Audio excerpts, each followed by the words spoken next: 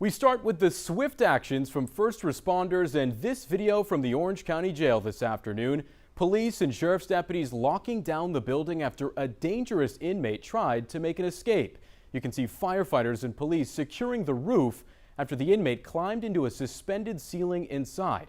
Officials say he was in a chaplain's office praying when he made a break for it. Good evening, Southeast Texas. I'm Cameron Seibert. Sheriff Jimmy Lane Mooney says this inmate is the last person we would have wanted back on the streets. 12 News was actually there in January when deputies hauled him off to jail in the first place. Chadwick McMillan has a lengthy criminal history: burglaries, stolen cars, guns. He's already served a sentence in federal prison for charges dating back to 2005.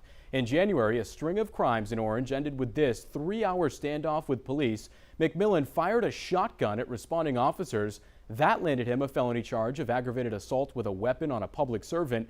And now Sheriff Mooney says he can expect more charges for his attempted escape. If you try to escape, you're going to have an additional felony charge on you. He's been locked down. He's basically kind of in a solitary confined area. We've got eyes on him. Like I say, he's probably the most dangerous person we have in the jail right now. Sheriff Mooney thanking the Orange Fire Department for helping get their manpower up on the roof, also thanking members of his jail staff who he says rushed to the facility to help on their day off. We turn tonight to a Southeast Texas crime spree. A suspect started in Beaumont, driving a stolen car into Parkdale Mall and stealing thousands in jewelry. He then took off to cause more havoc in Lufkin. The man, whose name has not been released yet, started in Beaumont around 11 o'clock Saturday night. He eventually ended up in Lufkin, where police shot him in the leg after they say he reached for his waistband. In Beaumont, the crime started at this 7-Eleven on Washington Boulevard. A woman told police he stole her Ford Expedition while she was putting air in her tires. Then he robbed a store on Martin Luther King Parkway, but he didn't stop there. Around 1 in the morning, he drove that stolen SUV into an entrance of Parkdale Mall. Beaumont police say he grabbed thousands of dollars worth of jewelry and perfume. Then, hours later, the suspect was in Lufkin trying to rob this gas station where he threatened to kill the clerk. Lufkin police say he stole another car and threatened police before reaching for his waist. That's when an officer shot him in the leg. That's still not enough to slow him down. He then led police on a chase with the stolen car before finally crashing out. Lufkin police say he's in stable condition at a hospital tonight. They plan to release his name tomorrow and say he has a long list of prior charges. The Texas Rangers are now investigating that officer-involved shooting.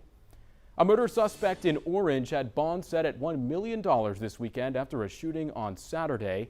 The Orange County Sheriff's Office released this picture of Shantasia Garrett today. Police think she's responsible for a shooting in the 1800 block of West Church Street early Saturday morning. Getting to see her face there. They found a man lying in the street with a gunshot wound there. He later died at St. Elizabeth Hospital. Garrett is at the Orange County Jail tonight. Heartbreaking news after a deadly crash in Harris County on Friday. 12 News has learned 2 of the victims in the crash are from Port Arthur. The mother of 22-year-old Andre Garcia says he was a father of 2 young girls, a wonderful brother and a son. She says he was just starting a career as a truck driver and had his whole life ahead of him. A sister-in-law of Jason De Los Santos says the 21-year-old was loving, caring, and fun. He brought joy to his entire family. The 2 men were killed by a suspected drunk driver on East Freeway in Harris County Friday. You can find links to their GoFundMe pages on our website. All new tonight, Beaumont police are asking for help as they search for a man wanted on multiple felony charges. Here's this picture: Keith Allen Fowler of Beaumont on federal probation for drug and gun charges. After he bonded out of jail, 2 federal warrants were issued because he violated that probation. If you know where he is, contact Beaumont police or leave an anonymous tip with Crime Stoppers at 409-833-TIPS. All right, let's turn to the storm trackers tonight to get a look at your forecast. A live view outside on the Roofing 911 Sky Cam network.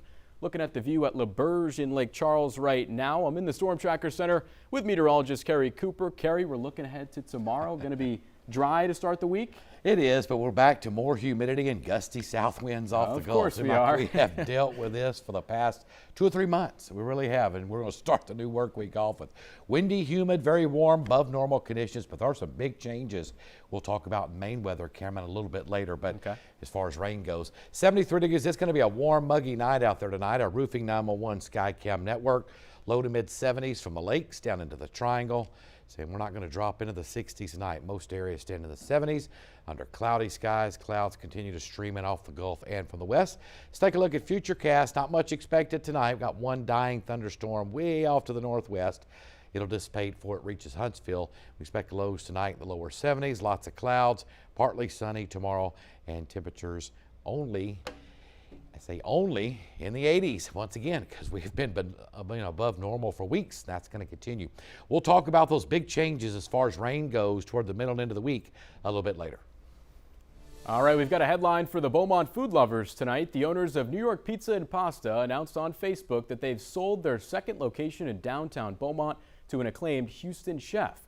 Chef Antoine Ware will be taking things over. This is video of the Calder location, which he also purchased earlier last month. The owners say he plans to keep many traditions the same, but will bring his own flair. New York Pizza and Pasta opened back in 2004. The owners thanked their loyal customers and say they have plans now to help their son opening another restaurant called Table 105 on Main Street in Vidor.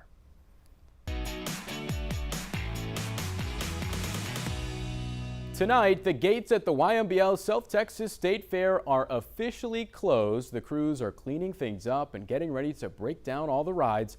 The fair is over this year, but the impact on our community is just getting started.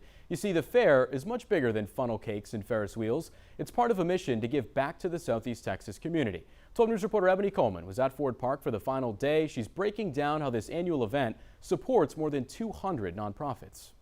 If you came out to the fair and brought a ticket, your money could be used to help a young man in Boys Haven or provide relief to someone in need through the American Red Cross. And we've had record crowds every day. People have been coming out. As families race through the front gates of the YMBL South Texas State Fair, eager to be the first in line for their favorite rides. What do you want to ride the most?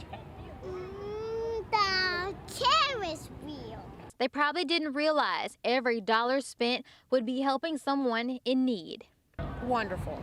I love giving. We help the Heart Association, the Cancer Society, but we're trying to help those organizations that benefit the citizens of Southeast Texas. More than 200 national and local nonprofits.